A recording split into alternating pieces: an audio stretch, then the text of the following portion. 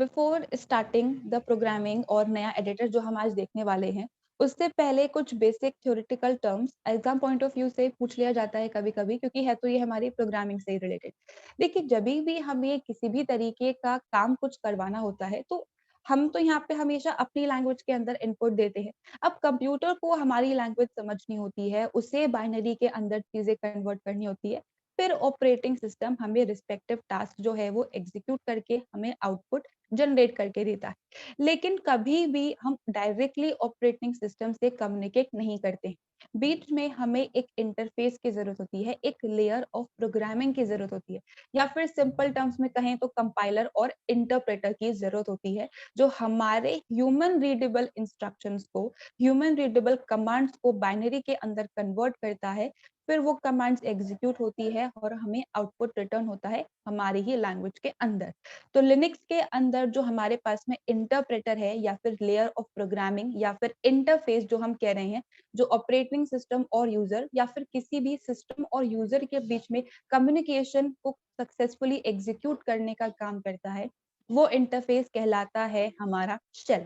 अब लिनक्स के अंदर मेजरली हमारे पास में दो टाइप के शेल्स अवेलेबल हैं, है तो ये एक्चुअली में प्रोग्राम ही, लेकिन यहाँ पे जो सी शेल होता है हमारा, है ये भी शेल, ये हमारे इंस्ट्रक्शंस को कन्वर्ट करेगा बाइनरी के अंदर और फिर एग्जीक्यूशन होगा। लेकिन इस शेल के अंदर जो हम प्रोग्राम्स लिखते हैं, वो प्रोग्राम्स सी के सिंटेक्स को फॉलो करके क्रिएट किए जाते हैं। अब यहाँ पे हम सी तो पढ़ नहीं रहे, हम लोग यहाँ पे लिनक्स प्रोग्रामिंग देख रहे हैं। तो यहाँ पे जो शेल हम लोग काम में लेने वाले हैं, दैट इज बॉर्न शेल, और इसे यहाँ पे बॉर्न अगेन शेल भी कहा जाता है। अब ये भी बेसिकली वही काम करेगा, हमारे कमांड्स को बाइनरी के अंदर कन्वर्ट करने का, वन बाय वन उन्हें एग्जीक्यूट करने का और आउटपुट जनरेट करने का। बस यहाँ पे जो हमारे पास में फाइल्स होती हैं, उनका एक्सटेंशन होता है .sh। दैट मीन्स कि हम लोग बॉर्न शेल को काम में ले रहे हैं, यानी कि ऐसे टाइप के इंटरफेस को हम काम में ले रहे हैं जो वन बाय वन सारे स्टेप्स को एक एक करके रीड करेगा और उन्हें वन बाय वन एग्जीक्यूट करेगा।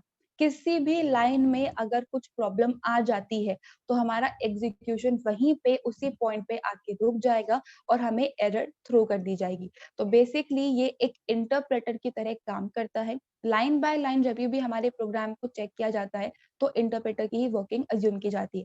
सारी लाइंस जब एक साथ चेक हो, तो वो कंपाइलर का काम होता है। तो यहाँ पे बोर्न शेल जो है वो एक तरीके के इंटरप्रेटर की तरह काम करता है। तो हम इसी को काम में लेने वाले हैं लिनक्स प्रोग्रामिंग के अंदर। अब यहाँ पे कौन हमारे कमांड्स को कम्युनिकेट करेगा, कन्वर्ट करने का काम करेगा, वो तो शेल है। लेकिन उससे पहले कमांड्स लिखनी तो पड़ेगी। अब हमने तो बहुत सारी कमांड्स लिखी हैं, लेकिन अगर किसी भी तरीके के प्रोग्राम को हम लोग यहाँ पे क्रिएट करते हैं, तो उसमें एक सिंगल कमांड नहीं होती है, बहुत सारे स्टेटमेंट्स होते हैं, बहुत सारे इंस्ट्रक्शंस होते हैं, बहुत सारे कमांड्स होते हैं एक स्पेसिफिक टास्क को कंप्लीट करने के लिए। तो लिनक्स के टर्म्स में जब भी हम किसी एक स्पेसिफिक टास्क को कंप्लीट करने के लिए कोई एक प्रोग्राम डिजाइन करते हैं, तो वो कहलाता है हमारा स्क्रिप्ट। और क्योंकि उन प्रोग्राम्स को, उन स्क्रिप्ट्स को शेल एग्जीक्यूट करता है, इसी वजह से ये प्रोसेस कहलाता है हमारा शेल स्क्रिप्टिंग। तो ये दो टर्म्स है, एग्जाम के अंदर 1 मार्क्स या 2 मार्क्स के अंदर पूछ लिया जाता है, तो इतना ही डिस्क्रिप्शन आपको मेंशन करना है। हो सकता है प्रीवियस पेपर्स में भी क्वेश्चन पूछा गया हो, बट थ्योरेटिकल पार्ट में इतना ही आता है। अब दोनों टर्म्स के अंदर किसी को कुछ कंफ्यूजन, या फिर आगे स्टार्ट करें?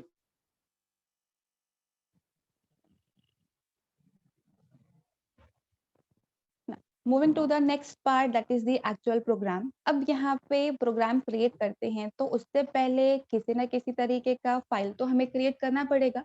अब फाइल को क्रिएट करने के लिए हमने कैट कमांड देखा है, हम लोगों ने ईडी एडिटर के थ्रू भी फाइल को क्रिएट करने देखा है, लेकिन वहां पे सिंपल टेक्स्ट आता है, ठीक है, सिंपल कंटेंट्स आते हैं, प्लेन टेक्स्ट आता है। अगर अलग अलग तरीके के इंस्ट्रक्शंस को हमें एग्जीक्यूट करवाना है फॉर अ स्पेसिफिक टास्क, तो वहां पे जो एडिटर हम लोग काम में लेते हैं प्रोग्रामिंग के लिए, दैट इज VI एडिटर। अब इस एडिटर को ओपन करने के लिए हमारे पास में दो ऑप्शंस हैं, दोनों तरीके से हम ओपन कर सकते हैं। देखिए, पहले अगर मैं सिंपल टर्म से बात करूं, तो लाइक फॉर एग्जांपल, आप सब लोगों ने नोटपैड के अंदर कुछ फाइल क्रिएट करी होगी, या सबलाइम टेक्स्ट के अंदर कुछ फाइल क्रिएट करी होगी। तो हम यूजुअली क्या करते हैं, डबल क्लिक करके किसी भी सॉफ्टवेयर को ओपन कर लेते हैं, वेदर इट्स सबलाइम और इट्स नोटपैड। तो होता है क्या है, वहां पे अनटाइटल्ड लिखा हुआ आता है। उसके बाद हम कुछ कंटेंट टाइप करते हैं, जो भी हमारी फाइल है, और फिर हम उसको सेव कर लेते हैं। तो अगर हम यहाँ पे सिर्फ वी कमांड को लिखते हैं और एंटर प्रेस करते हैं, तो एक तरीके का हमारे पास में अनटाइटल टाइप का जो एडिटर है, अनटाइटल टाइप की फाइल जो है वो क्रिएट हो जाती है। कंटेंट्स लिख के हम उसमें सेव कर सकते हैं। कैसे होगा ये हम एग्जाम्पल के थ्रू समझेंगे। लेकिन कभी-कभी ऐसा होता है कि हम लोग फाइल क्रिएट करते हैं, उसे रीनेम कर लेते हैं और उसके बाद उसे डबल क्लिक करके ओपन करते हैं। तो अगर कुछ उस तरीके की वर्किंग हमें इम्प्लीमेंट करवानी है, तो सबसे पहले हमें वी लिखना होगा, व्हिच स्टैंड्स फॉर विजुअल, ठीक है? उसके बाद एक स्पेस आएगा और उसके बाद आएगा हमारी फाइल का नाम, जिस भी नेम की फाइल हमें क्रिएट करनी है। तो हम दोनों में से कोई भी तरीका काम में ले सकते हैं फाइल को क्रिएट करने के लिए। अब एग्जाम्पल के थ्रू समझते हैं इसके आगे की जितनी भी वर्किंग है हमारी, क्योंकि सिर्फ बोल के चीज़ें थोड़ी-सी प्रॉब्लमैटिक हो सकती है। देखिए, जभी भी हम यहाँ पे किसी भी तरीके के एडिटर पे काम करते हैं, whether we talk about ED editor और whether we talk about VI editor, हमेशा यहाँ पे हमारे पास में 2 तरीके के मोड्स अवेलेबल होते हैं। पहला जो मोड होता है वो कहलाता है कमांड मोड और दूसरा जो मोड होता है वो कहलाता है इंसर्ट मोड। अब कमांड मोड का मतलब क्या है? हम लोग अलग-अलग तरीके की कमांड्स एग्ज़ीक्यूट करने वाले हैं। अब कौन-सी कमांड्स एग्ज़ीक्यूट करने वाले हैं?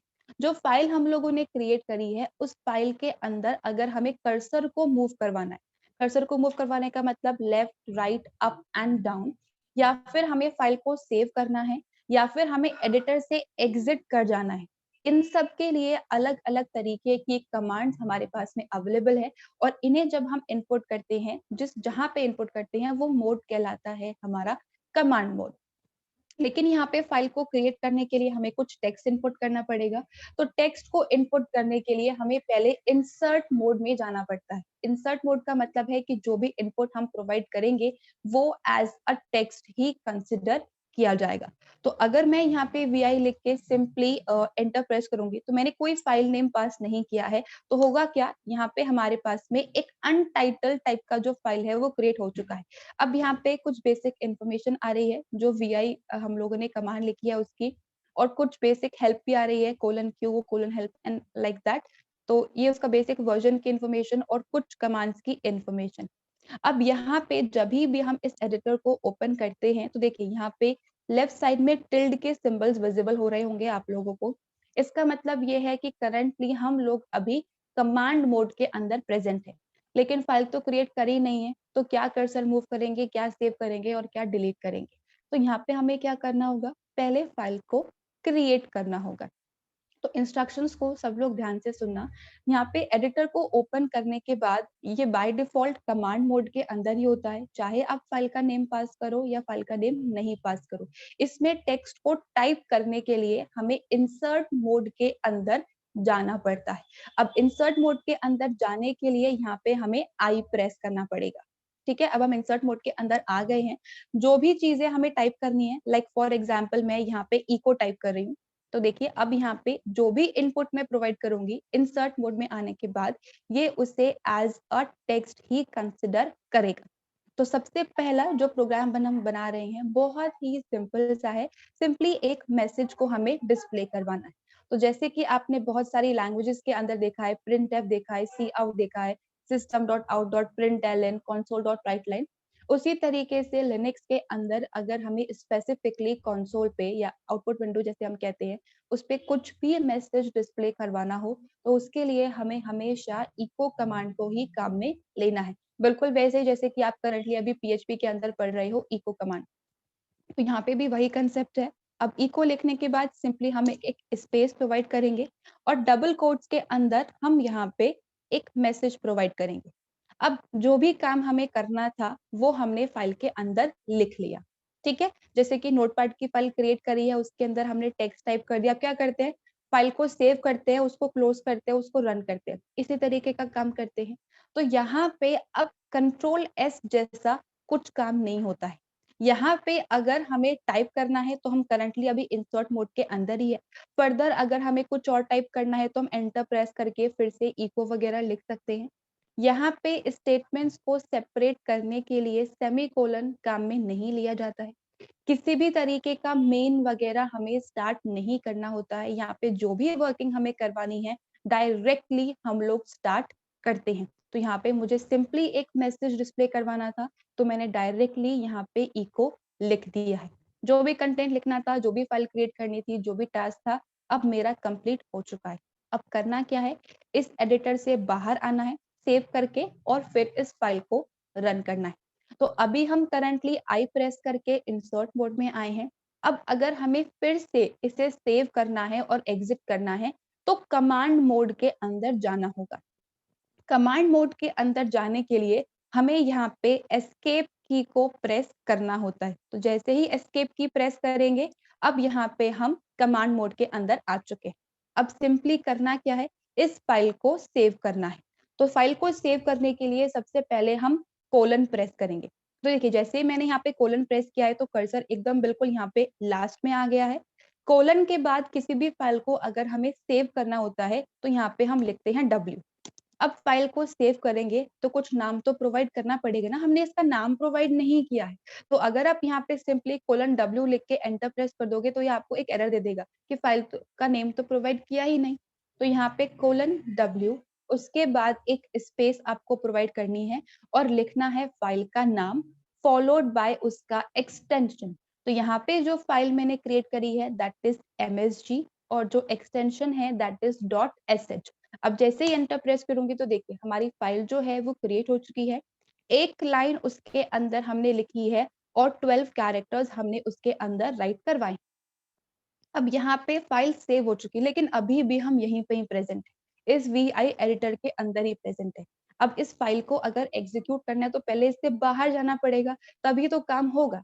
तो यहाँ पे हमारे पास में एग्जिट करने के लिए ऑप्शन होता है :Q। ठीक है, तो यहाँ पे मुझे सेव भी करना है और एग्जिट भी करना है। तो अगर आप यहाँ पे :Q पास करोगे तो आप एग्जिट कर चुके हो। देखिए, तो अब हम यहाँ पे वापस से वही हमारे ओरिजिनल अकाउंट में आ चुके हैं। फाइल हमारी सेव हो चुकी है, हमने उसको एग्जिट करके बाहर आ चुके हैं। अब जो फाइल क्रिएट की है उसको एग्जीक्यूट करना है। तो एग्जीक्यूट करने के लिए यहाँ पे किसी भी तरीके का कंपाइलेशन या इंटरप्रिटेशन हमें नहीं करना पड़ता। यहाँ पे डायरेक्टली जो हमने स्टेटमेंट्स लिखे होते हैं वन बाय वन वो खुद ब खुद कन्वर्ट होते हैं शेल की हेल्प से और हमें आउटपुट जनरेट होके मिलता है। तो किसी भी तरीके का ऑब्जेक्ट कोड वगैरह हमें कुछ भी क्रिएट नहीं करना है यहाँ पे, बस डायरेक्टली हमारी फाइल का एग्जीक्यूशन होगा। अब एग्जीक्यूशन के लिए जो स्टेटमेंट लिखना है, सबसे पहले यहाँ पे हमें एक डॉट लिखना होता है। डॉट के बाद एक स्पेस आएगा और फिर आएगा हमारी फाइल का नाम विद एक्सटेंशन, जो भी हमें एग्जीक्यूट करवानी है। तो जैसे ही मैं यहाँ पे एंटर प्रेस करूंगी, अब हमने तो सिर्फ हेलो प्रिंट करवाया है, तो देखिए हेलो जो है वो हमारी स्क्रीन पर डिस्प्ले हो गया है। तो कुछ इस तरीके से फाइल को आपको क्रिएट करना है। उसमें टाइप करने के लिए आपको आई प्रेस करना है ताकि आप इंसर्ट पोर्ट में चले जाओ। उसके बाद आपको कैरेक्टर्स वगैरह टाइप करने हैं, जो भी आपको कंटेंट टाइप करना है, जैसे कि मैंने मैसेज डिस्प्ले करवाया। सेव करने के लिए :W फॉलोड बाय फाइल का नाम और उसके बाद एग्जिट करने के लिए :Q। जैसे ही एग्जिट करके बाहर आ जाएंगे, अब फाइल को हमें एग्जीक्यूट करवाना है तो डॉट स्पेस फाइल का नाम डॉट sh। अब यहाँ पे अगर कोई एग्जिस्टिंग फाइल हो तो उसे कैसे चेंज करते हैं या फिर VI को किसी फाइल नेम के साथ ओपन करना है तो वो कैसे होगा, वो हम आगे देखते हैं। फर्स्ट प्रोग्राम के अंदर किसी को कुछ भी कंफ्यूजन, जो भी स्टेप्स मैंने बताए उसमें किसी को कुछ कंफ्यूजन?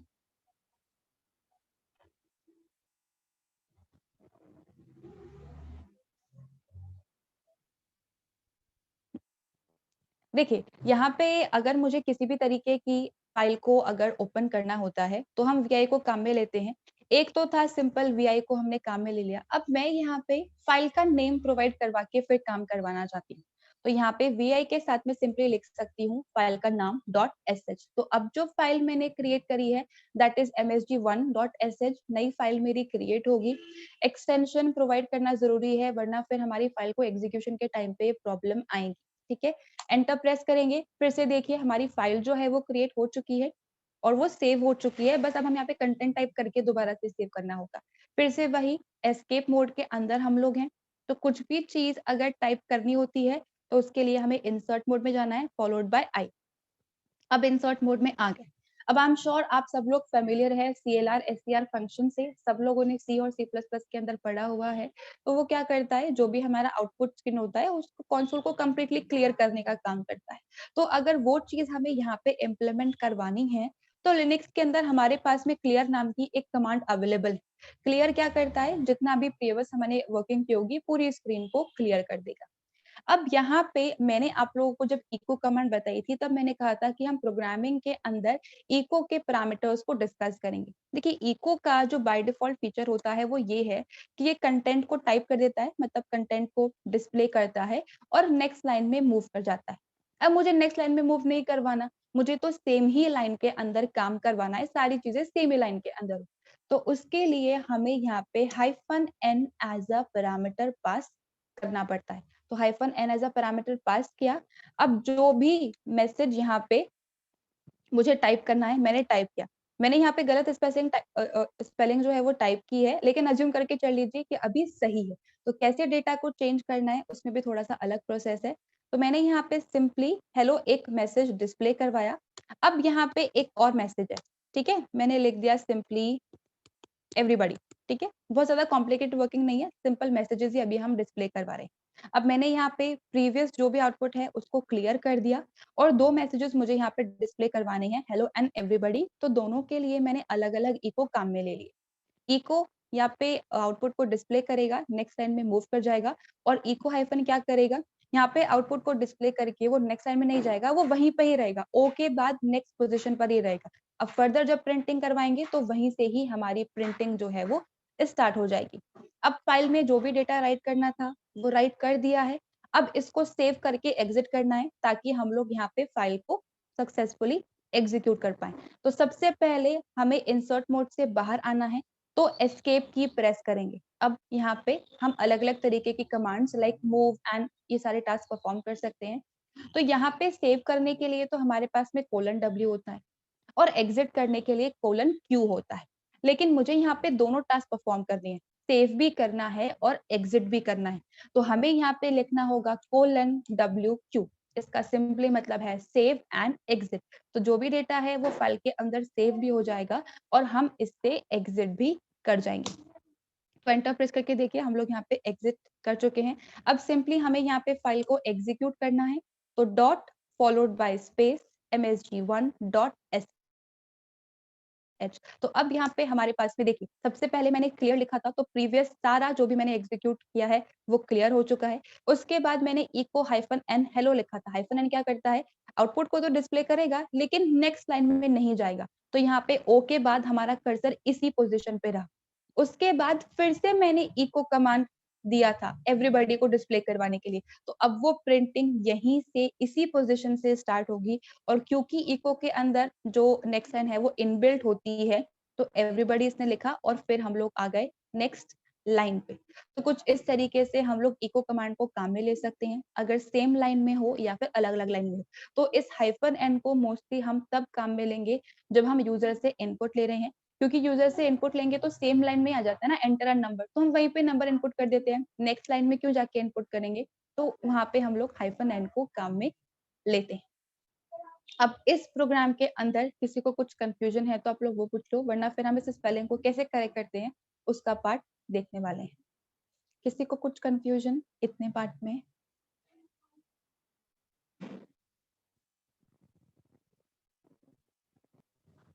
देखिए यहाँ पे फाइल को कैसे क्रिएट करते हैं, सेव कैसे करना है, एग्जिट कैसे करना है, ये सारी चीजें मैंने आप लोगों को बता दी।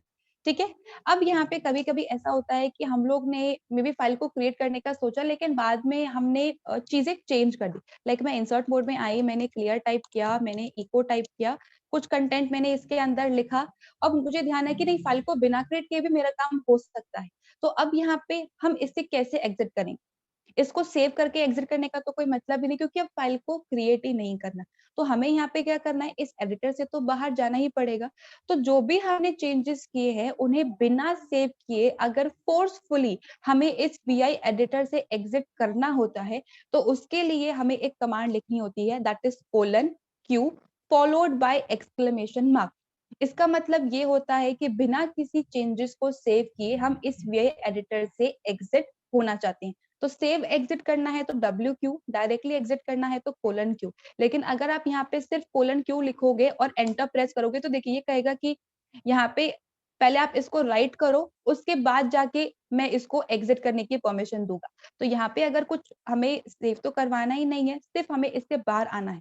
तो :Q followed by exclamation mark, मतलब फोर्सफुली हम इस एडिटर से एग्जिट होना चाहते हैं।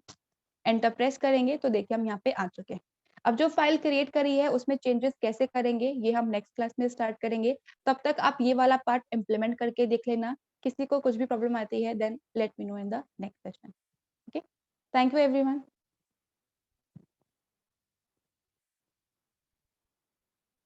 Yes sir.